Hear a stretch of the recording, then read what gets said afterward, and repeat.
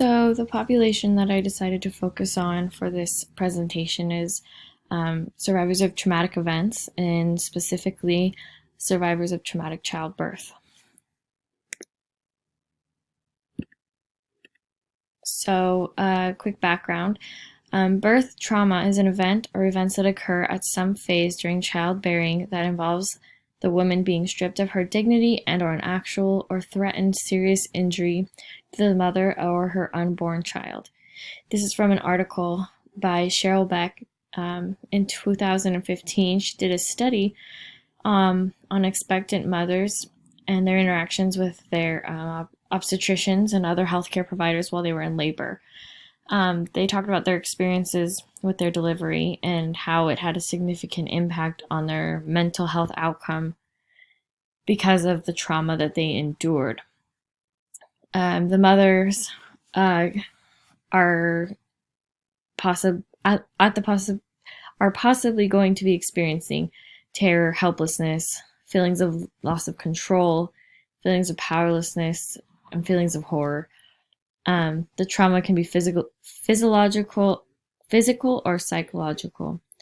And the women in this article, when they were speaking of their traumatic births, they discussed feelings of being abandoned, alone, betrayed, having their dignity taken, and being treated like they were nothing, and being terrified to the very core of their beings. So why are they vulnerable for increased health disparity? So survivors of these newborn delivery experiences usually experience PTSD afterwards. They might have fear of coming to hospitals. When they have negative interactions with labor and delivery personnel, it changes their whole outlook for the next pregnancies they might experience. Their breastfeeding experiences are affected negatively. This affects the bonding with their newborn, and they, like I said, might have a lot of anxiety when thinking about the possibility of having another baby and having another experience with the labor. Another issue is they might not even go to seek medical care because of a fear of people taking care of them not having the proper knowledge necessary to help them with a safe delivery.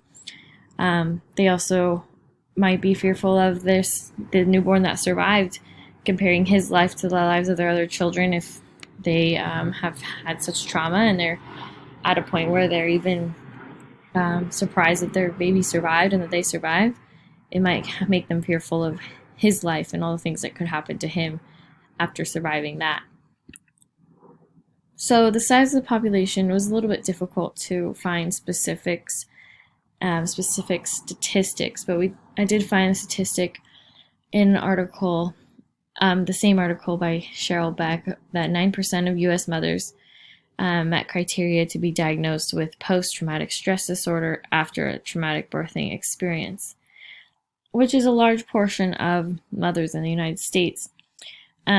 In Utah, I did not find specific statistics of traumatic birth records, but I did find that there are several websites, programs, and people who help expectant mothers deliver babies at home or in birthing centers, where they get to decide the entire process. They sometimes eliminate medications, sometimes they will eliminate epidurals, and they are able to have their babies in water if they feel, and there are a lot of mothers in Utah that tend to go this route for their birthing experience. When looking up social determinants on Healthy People 2020, I found that some barriers for this specific population would be social support. This is because there may be a lack of possible PTSD or postpartum depression support groups in their communities. They feel a lack of support in the hospital. They might not have a bond with their nurses or their obstetricians, so they don't feel like they have a say in the care that they receive. and social norms and attitudes, specifically, I believe discrimination, because if some mothers have described that when they want to have natural births or give birth without anesthesia or epidurals or any type of pain management, they're judged, and people decide that they are uneducated, and that even if this mother has done a lot of research, so they feel judged and discriminated against. They also, again, might worry about having another baby unless it's vaginally delivered. They might not want to have another baby if it needs to be via C-section or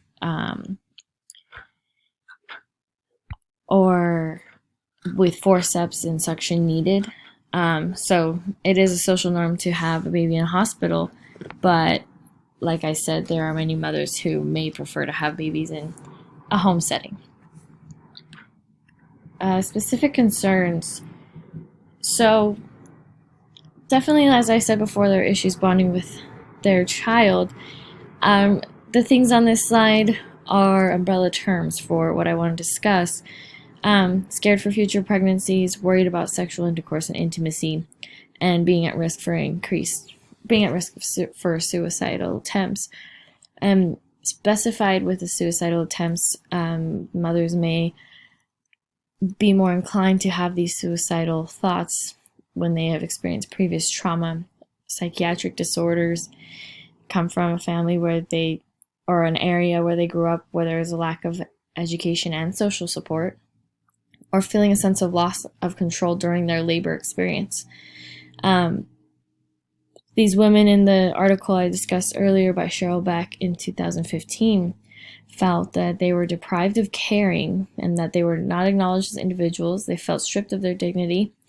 Some of them did not feel fear for the life of their child, but they just felt degraded and disrespected.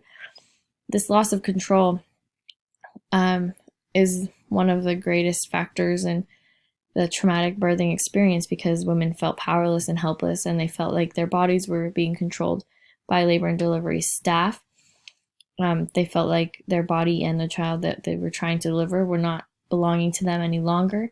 They were not involved with the communication process. There was one experience of a mother who said that people discussed her baby's possible death in front of her and didn't include her in the discussion.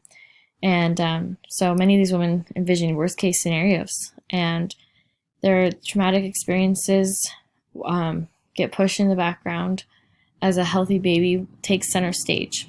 So no one wanted to hear or dwell on what the mothers had endured. They instead wanted to focus on the baby surviving and how that was the only miracle involved. So root causes, kind of what I discussed previously: stressful events before or during childbirth, loss of control if they may have out-of-body experiences, and being aware of trauma, specifically with cesarean section deliveries. When they feel like they're affected more traumatically and have more risk of postpartum depression if they are aware of their surroundings during a cesarean section, feeling the tugging, feeling the conversation. With Maslow's hierarchy of needs, the met needs were possibly a sense of belonging by family, maybe by staff, but the unmet needs are self-actualization, self-esteem, safety, and physiological aspects. So usually these mothers can find it even hard to breathe when they feel responsible for the quality of life of the person they're giving birth to. And if they don't feel that they're in control of their body, it makes them lose that bonding experience with the baby. Communicable disease risks. They're subject to pneumonia, pelvic inflammatory diseases, dysmenorrhea, menorrhagia, and infertility. This is not specific to traumatic birthing mothers, but skilled delivery is important in the prevention of these diseases.